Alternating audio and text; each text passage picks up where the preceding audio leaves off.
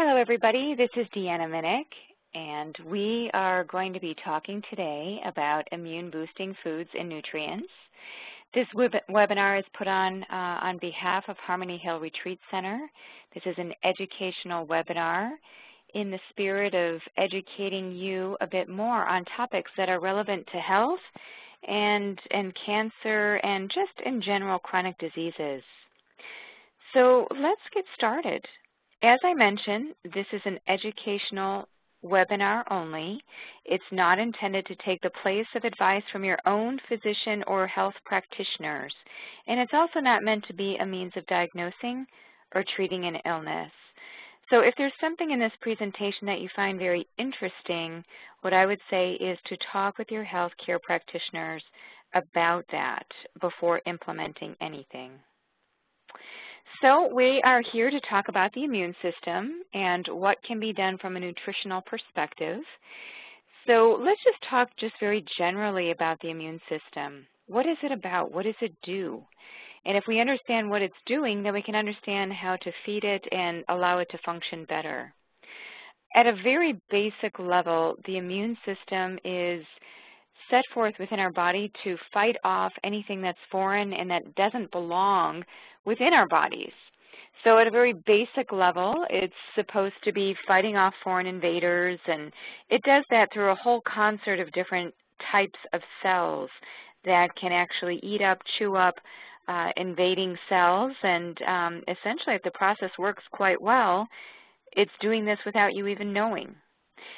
In the case of having a cold or a flu, sometimes we do feel the engagement of the immune system where we get symptoms like a fever or chills, and these are indicators that our immune system is in full gear and working against these invaders. When it comes to cancer, we can also think about the immune system having white blood cells and various other immune cells that are destroying cancer cells if they are formed. And many times through just the normal process of cell division and replication and growth, sometimes these cancer cells can form. Now that doesn't mean that everybody forms a tumor. That's because the immune system can come in and essentially do its job and get rid of these cancer cells when they form. Now, one of the issues about the immune system that I'd like you to have in your mind as we go through this is that nutrients are required.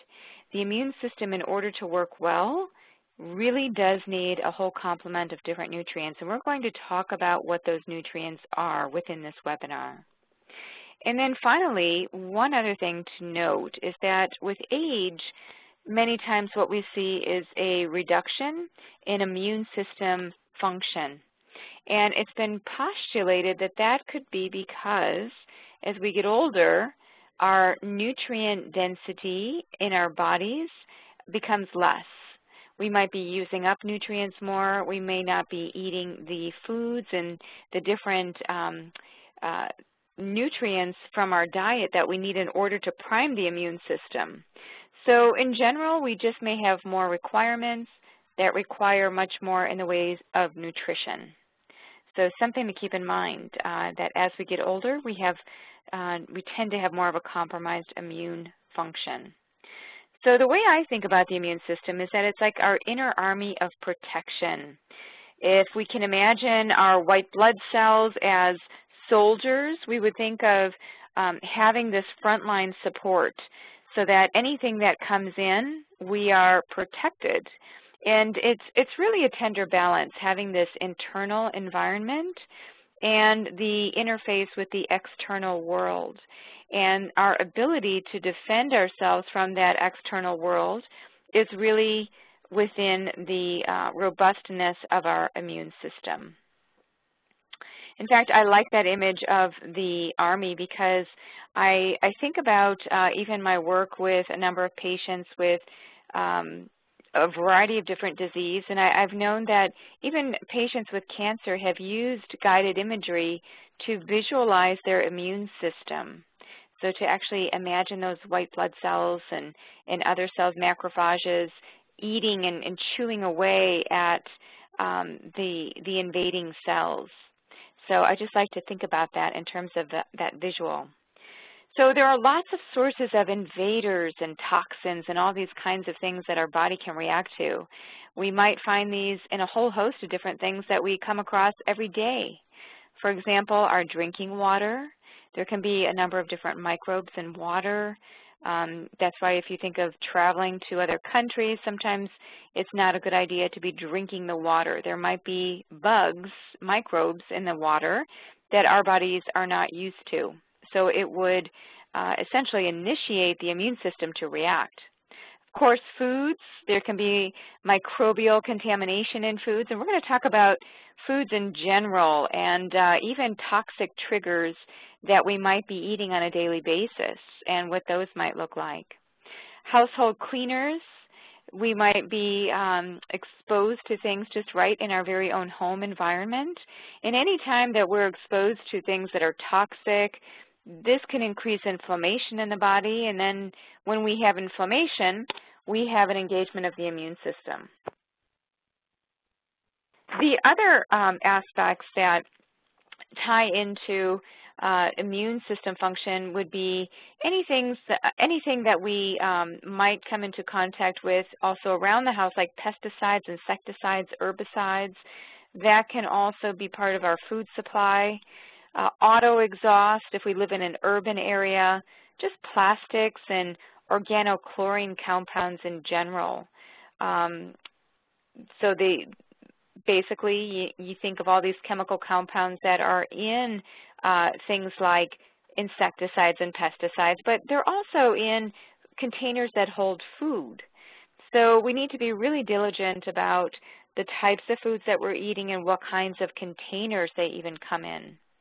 Carpet and paint, workplace chemicals, personal care products, this can also fuel and lead to an activation of the immune system. If there are things in the personal care products, things like lotions and mousses, hairsprays, deodorant, there can be various things that we put on our skin that can cause inflammation, which can cause us to have a response like hives or rashes, and that, again, is bringing in the immune system.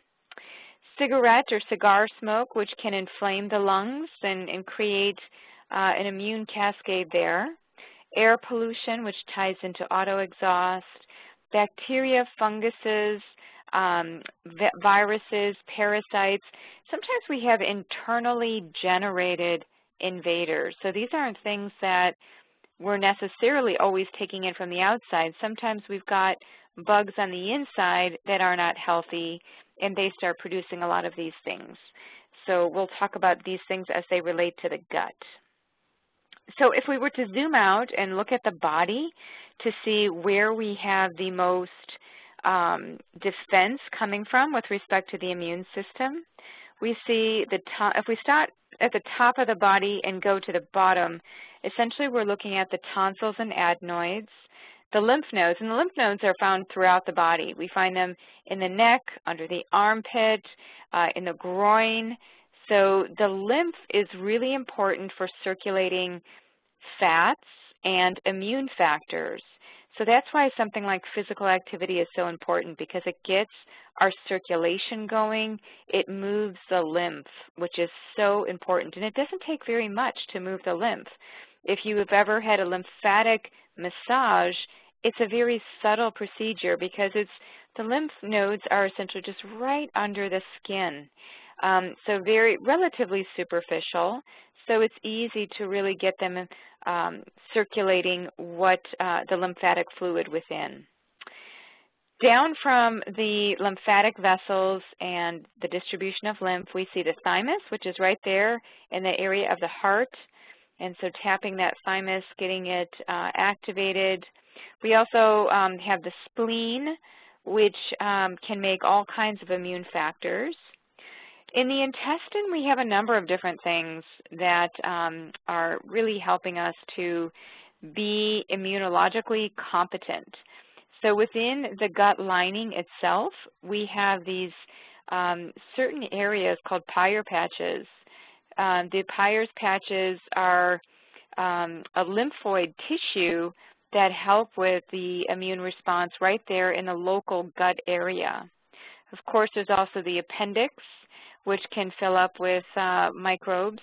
And if you think about it, many people get some of these things removed, right? We might have the tonsils out. We might have our appendix out. In some cases, I've known people where their spleen has ruptured or they've had issues with spleen. So there can be many things that happen to us that could compromise our immune system function. The one other thing I'd like to mention too is the bone marrow. The bone marrow generates all kinds of different immune cells. So keeping our bones healthy, you would never think, you know, just that hearing about the bones could have any direct link to the immune system, but indeed it does. And so you're going to see that as we get into certain recipes, we'll talk about bone broths and how that could be important for helping with immune defense. So the key with immune function is balance. That's really the takeaway. You don't want too little. You don't want too much. It's the Goldilocks, middle of the road, nice balance. Because if you have too little, then chances are you'll be getting colds and flus a lot, and you might be more prone to a number of different chronic conditions. If your immune system is too vigorous and too active and it's activated, it could tie into things like autoimmune disease. Many more people are being diagnosed with autoimmune diseases, and there is a whole host of different types of autoimmune disease to go through. But essentially, what we want to do with the immune system is really modulate it. We want to balance it, and that's really the place that I'm going to be coming from, talking about different foods and nutrients. All right, so before we dive into the foods, there are just some guidelines that I want you to have in your mind as we start talking more about the immune system. First of all, it provides a barrier between what is you and what is not you. And when we think of autoimmune disease, we think of how there have been certain parts of the DNA or the cell that has been changed. And so even though we say it's like attacking the self, it's really attacking a part of the self that has been changed. And so, you know, again, this whole thing of you versus what is not you, not originally you. Your immune system has memory, which is why you might have had things like vaccines. You might have that initial stimulus of producing antibodies to an antigen, and then the immune system for some period of time can remember and protect you in case you were to be exposed again. Now, this is one of the tidbits that many people do not realize, that most of your immune system is actually in your gut, your gastrointestinal tract. So your gastrointestinal tract is defined as primarily your small intestine, but also your large intestine. The bulk of your immune system, 60 to 70%, is truly in your small intestinal space. So we're going to talk about the gut and why it's so important to maintain good health of your gut to have good immune function. We also know that hormones modulate the immune system. So things like stress and increased cortisol, which is part of the whole hormonal cascade, can really change the function, the motility, the movement of the immune system, especially within the gut. And also just in general, estrogen and estrogen metabolites tie into things like autoimmune disease. So there is some involvement of hormones as well. And not to mention even thyroid hormone, and looking at the connection between thyroid, the thyroid gland itself, and the health of the thyroid gland. In some cases, people can produce, if they don't have a very healthy immune system, they can create antibodies to their own thyroid gland. The skin provides an important role in the immune system, and that's because you contain the precursor vitamin D in the skin that gets transformed in the presence of ultraviolet light. So we're definitely going to talk about vitamin D in the immune system. We also know that the immune system is impacted by stress and sleep. Don't forget that. Really important. So when we're overstressed, we've been doing lots of travel, or we've had lots of stuff just going on in our lives that can be very stressful, these are the times we might start to see more sickness. And also when we shortcut our sleep, that's not healthy either. We need sleep to restore our immune system function. So how do you know, if you don't have a cold or a flu or a major disease, do you think that your immune system needs tending to? How do you know if you have any issues with your immune system? So I'm going to give you some questions that you can ask yourself, and these might clue you into signs that the immune system might need some attention. So are you always tired? Are you frequently sick or always have the flu? These are the people that, gosh, they just always look very run down. They're always getting the cold or the flu that seems to circulate, whether it's in work offices, homes, daycares. They tend to be most susceptible. Do you experience frequent temperature changes where you might get overly warm and hot to the point of fever, or get very cold and chilled to the point of shivering? So that could also be the way that your body is trying to combat some type of infection. Do you have trouble concentrating or have mood swings? Are you noticing changes in your hair, skin, or unexplained weight imbalance? So there might be something going on here. If you're losing hair, you're seeing changes in the skin, maybe more reactivity like hives, dermatitis, any kind of inflammatory conditions of the skin, to me would denote that there is some level of immune system compromise. Do you just not feel your best? Do you feel, again, just kind of run down? You feel like you're not optimal? Are you inflamed? So we've talked about inflammation before through our Harmony Hill webinar series, talking about redness, pain, and swelling. And sometimes we don't even know that we're inflamed. It's happening in our bodies and we don't even realize it. So the question for us during this webinar will be, how can I support and maintain a healthy immune system? How do you do that? So one of the biggest ways, and I start with what I believe is the most impactful way, it's supporting the gut, supporting the intestines.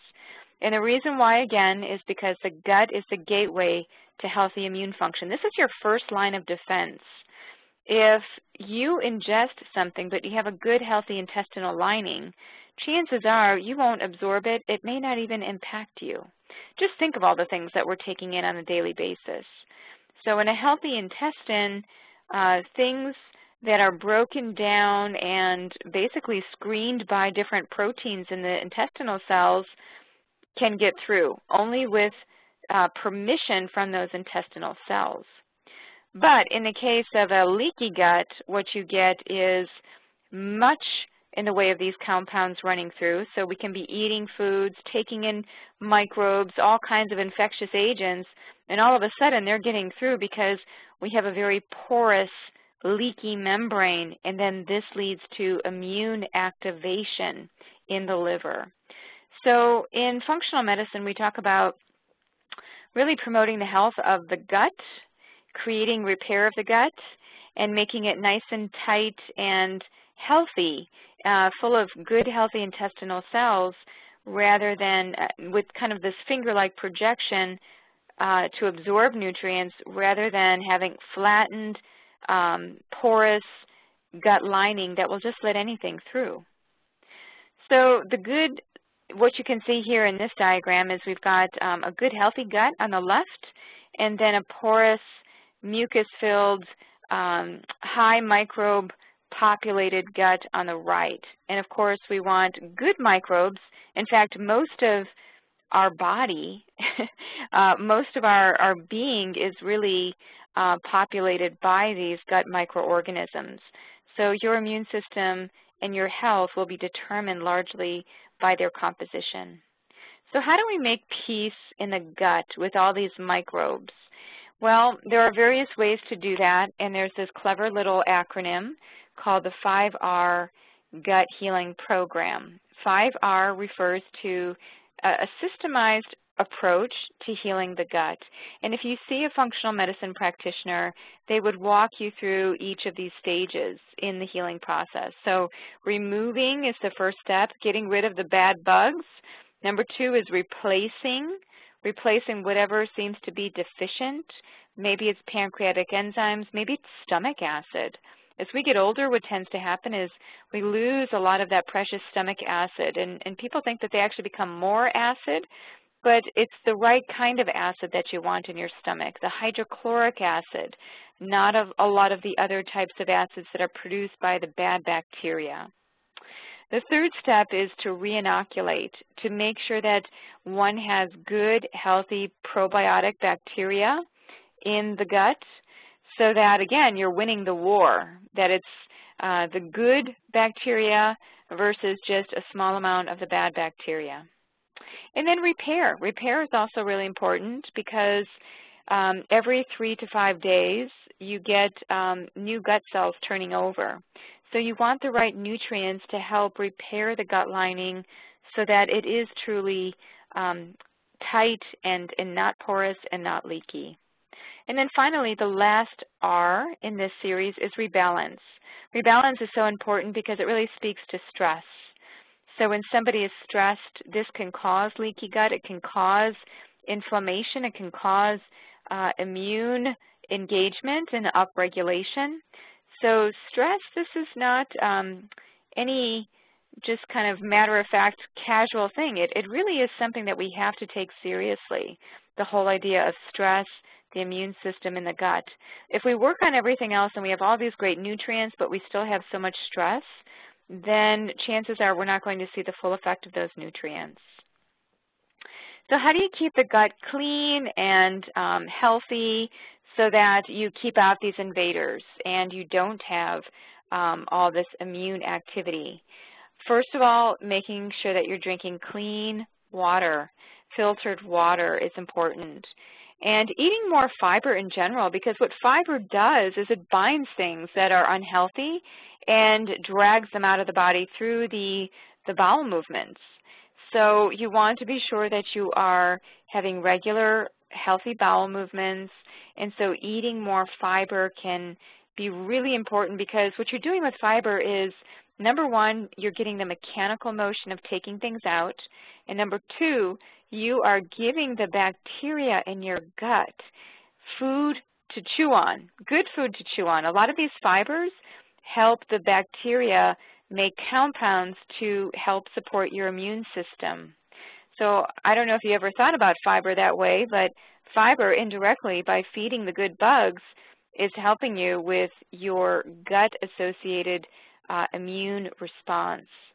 So how do you get fiber? Well, fruits, vegetables, whole grains, flaxseed meal, these are some forms, nuts, seeds, all different forms of fiber, and I'll show you a chart as to how you can get more fiber. Also, it's important to the gut that you avoid allergens in foods you are sensitive to. We're going to talk a little bit more about that. And I always like to think about the mental, emotional aspects of the different organs. And when I think of the gut and getting rid of all these toxic offenders, I also think at a mental, emotional level about letting go of that which needs letting go.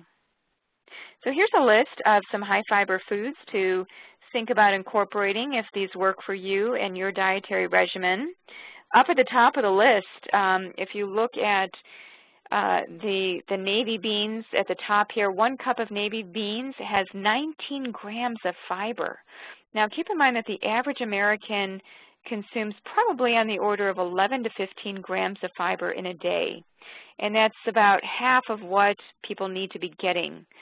So typically we want to aim for something on the order of 28 to 35 grams of fiber.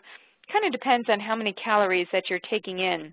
For women who tend to take in less calories than men, it's typically about 28 to 30. And for men who tend to take in more calories, it's typically about 35. Sometimes I like to think about even more, so 35 to 40 grams for both men and women. So is it possible? Can you really truly get that in a day? Well, if you had 2 servings, if you had 2 cups of navy beans, you'd be right at that 40-gram mark, which is the high end. Raspberries, look at raspberries, 8 grams in a cup. Collard greens, turnip greens, beet greens, a lot of these greens, 1 cup of them can lead to substantial amounts of fiber, anywhere in the neighborhood of 4 to almost 8 grams. Even 2 teaspoons of cinnamon. You would never think that a spice contains fiber, but and 2 teaspoons is quite a hefty dose of cinnamon, so that's not a typical source of fiber. But I would say that the peas, the lentils, the beans in general can really give you a large heaping serving of fiber just in 1 serving, and typically about half what you would need in a day. The other great source would be berries and also some whole grains, so things like barley and wheat, if you're able to do them and you're not gluten intolerant or you don't have celiac disease. So it's important for the gut to take in clean food and drink. Lots of different ways to do that. Choosing free-range, wild hormone, antibiotic-free animal products. Choosing organically grown versus conventionally grown produce.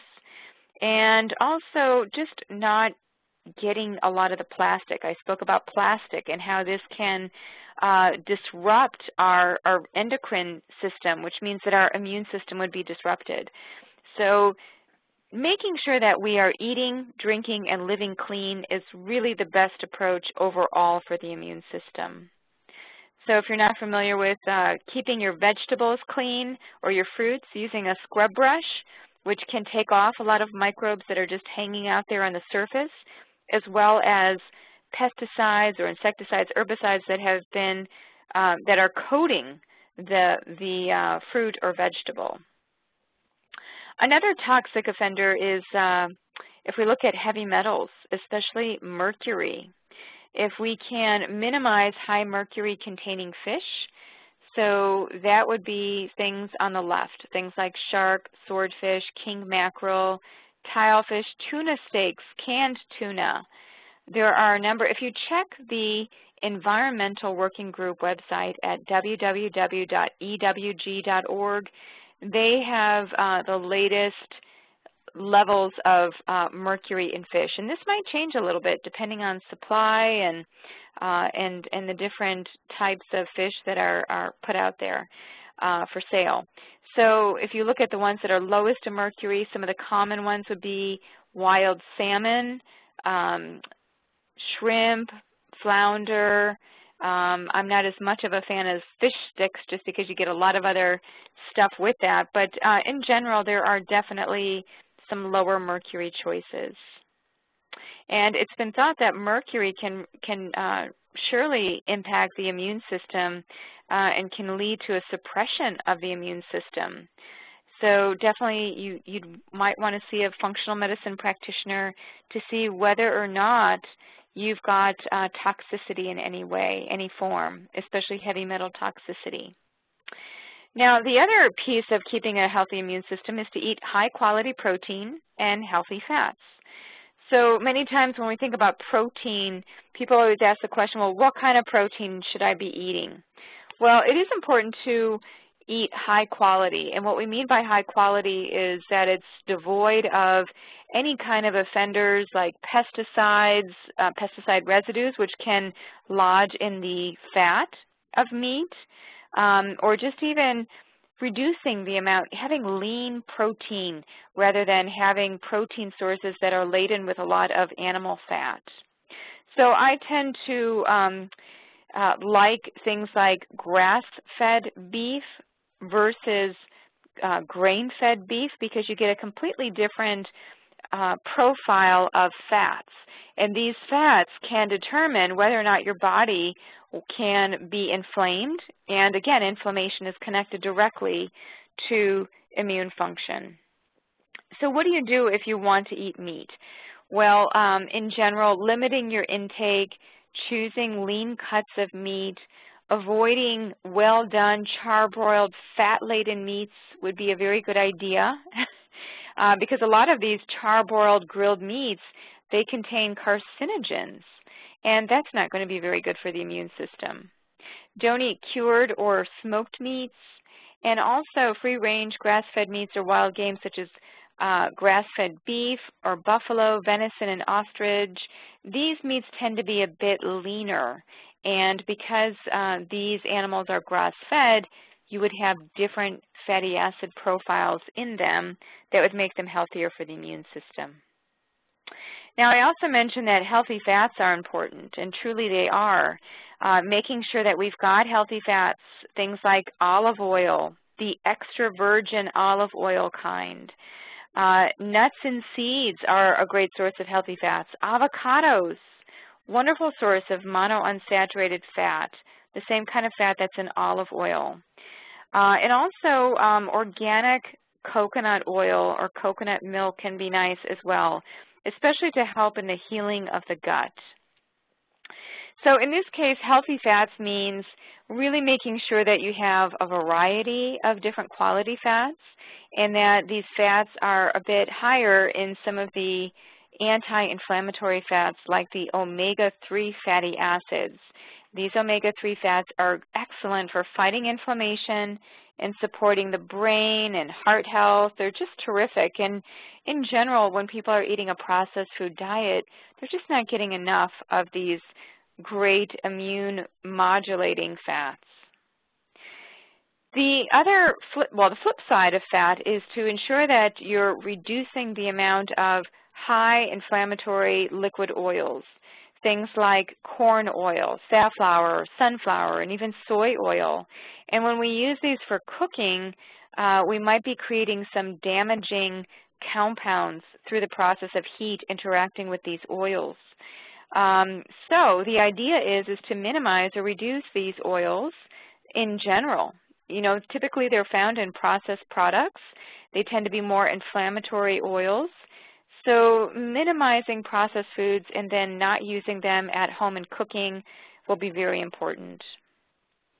So on that note of talking about fats, another way to help promote the health of the immune system is to maintain a healthy ratio of omega-3 to omega-6 fats. So I just touched on that a little bit. The omega-3, these are the fats that we find in things like salmon, walnuts, leafy greens, nuts and seeds, seafood in general. And what we tend to see is that people just have too little of these fats in their body relative to these inflammatory omega-6 fats, which can come from beef that is grain-fed, corn products, soy oil. When we see vegetable oil, typically that means a blend or either corn oil or soybean oil. So really important to eat these good, essential, non-inflammatory fats. There are a number of different choices for you out there. I mentioned some good oils like the fish oil. That is important, especially if somebody is needing to supplement and to get a bit more in the way of omega-3 fats. Sometimes a health practitioner will decide to put their patient on an omega-3 fish oil supplement. But if we're not taking a supplement, we can get sources of omega-3s in our diet through grapeseed oil, which can be good for cooking. Also, the greens I mentioned, mustard greens, raw spinach, these type of greens can be really great for giving us some of the omega-3 fat called alpha-linolenic acid. Not necessarily the kind that you find in fish oil or fish, but can be helpful as well. And then, of course, fish is going to be the highest in terms of the levels of omega-3s. So making sure that you choose the wild form of salmon and tuna when you do those products. And then I did mention nuts like walnuts, and ground flaxseed can also provide some omega-3 fats as well. All right, now the other step to ensuring that the immune system is functioning well is that it needs all the right vitamins, minerals, and phytonutrients. So we already talked about the macronutrients, the protein and the fat, but there's another piece to this, all the little players that we need in smaller amounts, but yet on a regular basis and in complex varieties. So if we just zoom out and look at the nutrients that are required for the immune system to work its best, I would say the high-quality protein that we focused on. So again, if that's vegetable protein or animal protein, just making sure that we do have regular protein. We're not skipping out on protein. And then if I think of vitamins, I think of vitamin A. Vitamin A is wonderful for promoting the health of the mucous membranes. So if we think of the respiratory tract and even the gut lining, which is a very much a mucous membrane, we need vitamin A to help with cell growth and differentiation. So vitamin A is important, really goes nicely hand in hand with vitamin D. And also, by the way, beta-carotene is found in colorful plant foods, and beta-carotene is a carotenoid that can convert to vitamin A under the right conditions in the body. So that's another way to get vitamin A. Typically, we get vitamin A from animal products like meats, cheeses, dairy, but those aren't always optimal sources for many people. So that means that we would be able to get vitamin A from plant foods. Vitamin D, we'll talk about that a little bit. I'm going to show you a chart with foods containing vitamin D. And also zinc. Zinc is so essential for helping with, kind of hand in hand with vitamin A, helping with the immune system function. So we'll talk about foods that contain zinc. Vitamin C is also important. That's probably the one that came to your mind when I first started talking about nutrients for the immune system. Vitamin C and the bioflavonoids that we see within the plant kingdom. So important for helping with things like natural killer cell activity, helping the different immune cells to work better. So yes, that's probably one that you reach for when you have a cold or a flu, is to take vitamin C. And then the last one is a micronutrient, selenium. Selenium is found in a number of different foods. Typically it's in the soil, so it comes in through plant foods. And one of the highest selenium-containing foods is Brazil nuts, really high in selenium. So let's just talk briefly about vitamin D. Vitamin D is very interesting. It tends to even go beyond its function as a vitamin, and in many ways is kind of like a hormone. It modulates the immune system in various ways. And as this article states here, immune cells express vitamin D receptor. So that means that immune cells that are within our body are actually needing vitamin D to function. They actually have special proteins that are looking for vitamin D in order to work best. So basically what this article was talking about is that there are studies that show that vitamin D modulates immune and inflammatory responses. And you tend to see that widely throughout literature, and just having good immune modulation. You might want to have your vitamin D levels checked by your healthcare practitioner to see whether or not those levels are healthy. So what are some food sources of vitamin D? Well, many times they tend to be animal sources. So things like seafood or fish, things like salmon can be high, sardines, cow's milk, tuna, also eggs. And one source that many people don't realize is also mushrooms. Mushrooms have some vitamin D, not a whole lot, but they do have some. And so there's quite a range for the amount of vitamin D that we need on a daily basis. And that's going to be dependent on your blood levels. So if you're very low in your blood levels, you might need more vitamin D. So it's very difficult just to give a general amount. But typically I see that people, if we look at the requirements, something in the neighborhood of 400 IUs to 1,000 IUs. But for some people that take supplements, sometimes that can be much higher, depending on what the practitioner advises. But it can go as high as 5,000 IUs, and in some cases just a one-time infrequent dose of 50,000 IUs. So there's all different types of vitamin D levels, and this is where working with a practitioner is really important so that you know what your levels are, and then you can dose accordingly. Now, I said that we would come back to zinc. Zinc is really important for immune system function, and what we see is that there are lots of good food sources of zinc.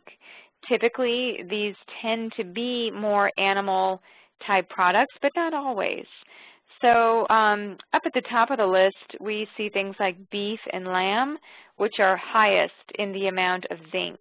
And the general, when I look at the amount of zinc, typically the average amount that I see recommended is about 15 milligrams a day.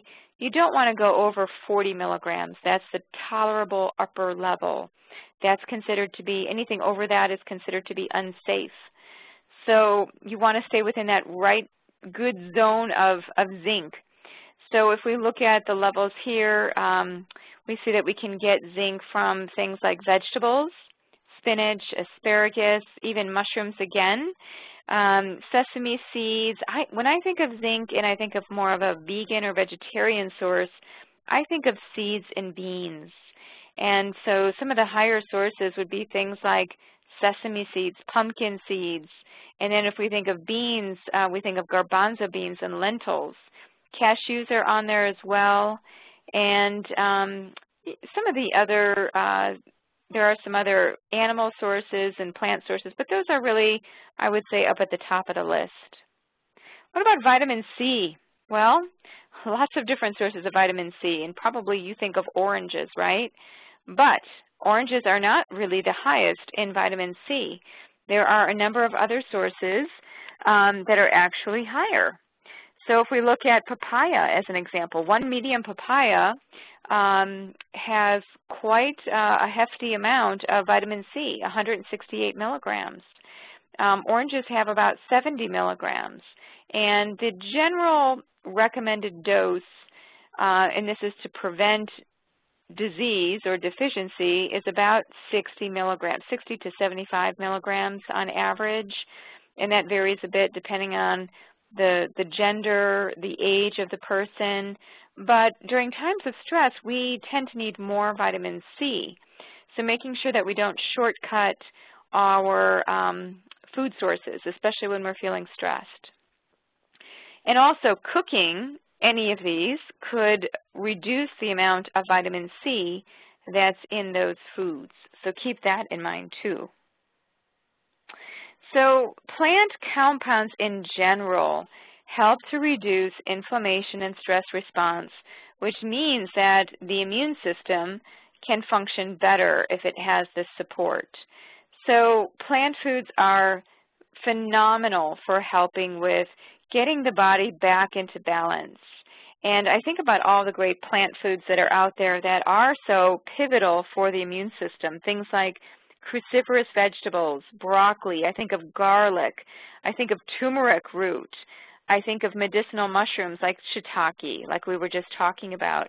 So many of these plant compounds, the ones that are featured here on this very complex diagram are things like resveratrol, which comes from grapes. We look at curcumin, which comes from turmeric root. We see this EGCG, which is epigallocatechin gallate, comes from green tea. All very potent modulators of cellular inflammation and stress responses. So when I think plant foods, I want to be sure that I'm selecting ones that are very nutrient dense. So what are the ones that are nutrient dense? Well, there was just a study that was put out in 2014, and this researcher assessed all the different types of plant foods and came up with a list of, she had much more than just the 5 that I'm showing, but these are the top 5 that were on her list. Number 1 was watercress. Number 2, Chinese cabbage. Number 3, chard. I love chard. I've got some growing in my garden right now. It's wonderful. You've got red chard, rainbow chard, and it makes for such a nice, especially beans and chard together, like wilted chard with some beans that have been stir-fried a little bit in cumin, which is a spice. Wonderful. Beet greens and spinach. So you can tell that a lot of these foods, they're green, aren't they, right? So getting these nutrient-dense green foods will be very good for increasing nutrient density in the body. And even as we get older and our immune system starts to decline, these might be the foods, foods that are more nutrient-dense give us more when we might be eating less. All right, the last feature of really helping the immune system to function better is to decrease the intake of allergens and toxins. So when it comes to food and we start talking about food allergens, there are two things to remember when it comes to immune health. The first one is to remove foods from your eating that you are sensitive or allergic to. If you continue to eat foods that you know you respond to, right? Maybe you get gas or bloating or you feel low in energy, these foods are robbing you of precious immune function. And you're putting your body through a lot of work in order to deal with these foods every time you eat them. The second thing is to add foods into your eating that promote healthy immune function. So removing what is acting as an offender and bringing in things that are going to be very supportive and nourishing for the immune system. So there's a lot of debate and question about what is a food allergy, what is a food intolerance. We're not going to cover that to any great degree. I covered that in a previous webinar. But essentially, with a food allergy, this is an outright immune response to a food. And so what you might get as a result, there are some classic reactions like hives, skin hives, or itching, swelling, maybe swollen lips, swollen eyes, swollen ankles, vomiting, diarrhea, or wheezing. So this is not as common, but you might have heard about like a peanut allergy or a milk allergy. So this type of allergy is not really good, and again, it's taxing the immune system. You also have a food intolerance issue when we think about food and food triggers. There's food allergy and then there's food intolerance. Food intolerance means that there's just some type of symptom that happens, and it may or may not involve the immune system. But typically, if we're intolerant to foods and we keep eating them over and over, that can lead to increased immune reactivity. So what can you do about it? Well, if you work with a practitioner to do an elimination diet, this is one of the best ways to see whether or not your body is burdened, has this increased toxic burden because of foods, and that could be stressing your immune system. So taking out the major allergens, things like eggs and shellfish and corn and gluten, milk, dairy, soy, peanut, and tree nuts. So typically when people are on an elimination diet, they're eating things like rice, and rice tends to be very low allergy, not very stressful for the gut. Vegetables, lots of vegetables, maybe some lean meat, as we talked about, good quality meat, beans, fruits, and nuts. And I think it's also great for the immune system to get exposure to different things. And what we tend to do is we tend to get in these food ruts where we're eating the same thing day after day, and no wonder we start to develop an intolerance, especially when our immune system is not that healthy. So we might start to react to some of these things. So I think it's good to change up foods every 3 to 4 days, get that rotation in there, and see how you feel with certain foods that you bring in. When we're eating, many people ask me, well, what should my plate look like? What's the ratio of all these different things? And when we think about good, healthy immune function, one of the best things is really to be focused on vegetables, making that half the plate, making sure we have good, high-quality protein, maybe a quarter of the plate. And then for those of you who like to do grains, hypoallergenic grains, not the gluten-containing grains, but rice or maybe a lower glycemic potato like the purple Peruvian potatoes or the smaller yellow fingerling potatoes, root vegetables like a sweet potato, that might be a nice complement there as well. So that is, in my mind, what I would see as a great balanced immune enhancing and modulating meal. So I have written a book on food additives. If you feel very overwhelmed by how to identify soy in your foods or gluten in your foods, and you just need much more direction, you can check out my little pocket guide called An A to Z Guide to Food Additives. Never eat what you can't pronounce. It's a really small pocket guide, so you can just toss it in your purse or your backpack when you go shopping, and just right there you can, it's all in alphabetical order. You can open it up and see what you're eating exactly. It just helps to make sense of your food and get to know how to read your labels. When it comes to the elimination diet, typically, again, if you're working with somebody on this, you'll introduce your foods and then you'll see how you respond, and you'll get to know. I think part of the immune system is really being in sync with your body, knowing when you feel off, when you feel tired, when you feel stressed, when you've just eaten something that didn't really jive with you. You know, really being in tune with your body can help you with your immune system. Of course, you can always track your progress. You can write down what you're eating, how you responded, and you can even include things like sleeping, how long you relaxed, what kinds of physical activity you did. It's all really nice to just have in one place. Okay, so what about recipes? Let's close with just talking about how to put all this stuff into motion. We talked about 5 different ways to help with the immune system. So what kind of meals, what would this look like if you were to put it all together? Well, one of the recipes, for those of you who are able to do butter, and it's not really butter what I'm talking about right here, right now. There is on the market that you can buy clarified butter. Clarified butter is where essentially the milk solids have been taken out of the butter, so you're just left with the liquid, which then can, under room temperature settings, basically harden and become what we would call the clarified butter. So what you can do is you can make your own clarified butter, or you can buy it. You can buy, it's called ghee, G-H-E-E. That's the East Indian term for it. And so we see this used a lot in East Indian cooking. It tends to be very medicinal. What I like about butter, and in particular ghee, is that ghee contains butyrate. Butyrate is a short-chain fatty acid. So when we take that in, we give that to the gut microbes to work on. And when they have butyrate, that's a source of fuel for them, for the good, healthy bacteria. So indirectly, we're helping the immune system by providing these short-chain fatty acids within the context of something like this clarified butter. So I love this recipe. This is from Dr. Liz Lipsky, who has written a wonderful book about gut health.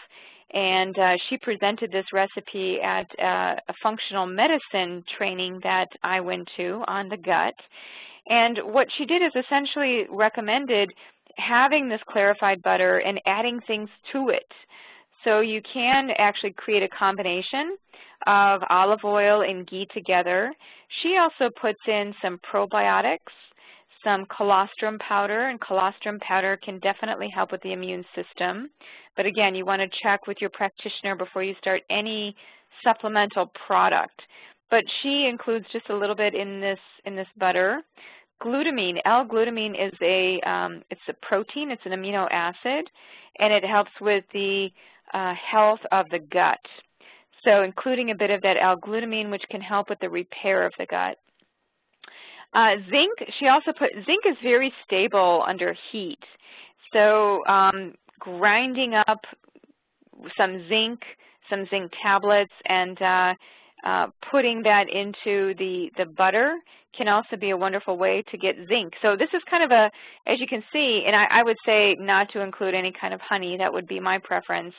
But essentially taking these things, mixing them together, putting them in a food processor, and then what I have done is I've made my own better butters for holiday gifts, where I put in a number of different things, like the probiotics, like, yeah, some of these different things that help with the immune system, especially around the holidays when people are tending to get sick. So I just like this idea for a number of different reasons. Another recipe is sauteed mustard greens. We talked about mustard greens being a great source of things like omega-3 fats. And just in general, mustard greens are part of the cruciferous vegetable family and supply the body with sulfur. And sulfur helps the liver to better detoxify a lot of these offenders that are coming in. So just taking the mustard greens and then sauteing them with curry, with onions. I love onions because they supply quercetin, which can help with maintaining a good, healthy immune response. So something really basic. You know, you can just put your own concoction together here, but it's just the mustard greens, extra virgin olive oil, sea salt, onions, and curry powder.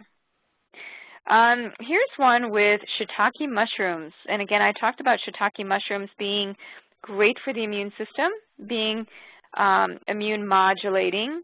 So putting together kind of this Asian blend of taking some bok choy, shiitake mushrooms. What I do with shiitake is you can buy them fresh or you can buy them dried. If you buy them dried, you just have to let them soak a little bit in water so that they plump up again, and then you can cut them and toss them into a stir fry. So this recipe is very basic. It's just taking a red onion, slicing it up, tossing it into, you can use ghee here or you can use extra virgin olive oil, sauteing them. I don't let my onions get too caramelized. I don't think it's too healthy to have brown foods. So just getting that so that the onions are kind of soft, putting in the mushrooms, the bok choy, and then adding some spices, because again, the spices are great. They're anti-inflammatory, which means that they're helping your immune system. Sauerkraut. Now, why would I even think to mention sauerkraut? Probably not everybody's favorite food, but what I like about sauerkraut is that it's a fermented food, and fermented foods are really great for helping to give the bacteria in the gut food that it needs in order to survive. So you get a lot of the short chain fats and a lot of the different fermented compounds which are so important, and also some probiotics which are contained, and when I say probiotics, I mean the bacteria themselves within the sauerkraut. So this is great because, again, if we were thinking about healing the gut to help the immune system, foods that are fermented can be very helpful in that regard. So if that speaks to you in terms of just trying to even make your own sauerkraut, it's relatively easy, just taking a lot of cabbage, slicing it up very fine, using some salt, and essentially just tenderizing the cabbage and just letting it soften, and it just has to do its own thing. You just kind of let it ferment over time, and this is not something that you can just make for like the next day. You have to really plan to have sauerkraut. So this is a great recipe for putting that together. For those of you who can do yogurt, I mention this because, again, it does have good, healthy bacteria, and adding a little bit of herbs to it can emphasize its anti-inflammatory potential. So this recipe is very basic, taking 2 cups of plain yogurt. And if I ever do yogurt, I don't do it that often, and I never make it like my main course. I might have it as just a dollop of yogurt, whether on tandoori chicken or having it with vegetables like cucumbers, but I don't just have yogurt out of the container very often. And if I do, I choose goat yogurt and sheep yogurt, and I make sure I buy organic yogurt. So in this case, using that yogurt, organic yogurt, 1 cucumber, some chives, parsley, mint, garlic, basically just mix them all together, and you know, there are various ways that you could use that, just even taking a red bell pepper slices and then dipping it into this. And then finally, the last recipe here, and this is a pretty involved one. I would say if you're very interested in really exploring some great cookbooks, one that I like very much is Rebecca Katz's books. This one comes from the Longevity Kitchen. Another great book that I love is called Clean Eats. Clean Eats, and the proceeds go to charity. A very clean, just like the title. It's a lot of clean recipes, good for detoxification, helping with immune function, and reducing inflammation. So I like the idea of broths when it comes to the immune system, something warming, and I like the idea of bone broths. So taking bones from organically raised animals and then allowing the bone marrow to really leach out into the broth, I think can be very healing. And then adding into the broth any number of things, fennel bulb, onions, carrots, leek, celery, sweet potatoes, yam. This one has parsley, thyme, garlic, ginger, kombu. I also do use sea plants. I think that kombu is great. Dulse is wonderful. Nori is good as well. Wakame. I love using sea plants, which are rich in all different types of minerals to help with our immune system function. And put those and let them soften in the broth. And again, it's just so nourishing. It tastes so good as well. And it's relatively, making a soup or a broth like this is relatively low maintenance. You just kind of get the ingredients and let everything do its thing, just letting it simmer. And, you know, also adding to this mix, I would add shiitake mushrooms. I would also add something like burdock root, which can be a great blood purifier. All right, so in summary, many different ways to help your immune system. We went through 5 different ways. We also talked about, I really would like you to take away this idea of removing toxic triggers, removing these foods that you might be allergic or sensitive to, and then focusing on healthy whole foods to support your immune system. And we went through a number of different foods and food categories, and even went through some recipes. So I'd like to thank you for listening in. I'd like to thank Harmony Hill for offering these webinars free to the community. And if you'd like more information, I would say to check my website at www.foodandspirit.com.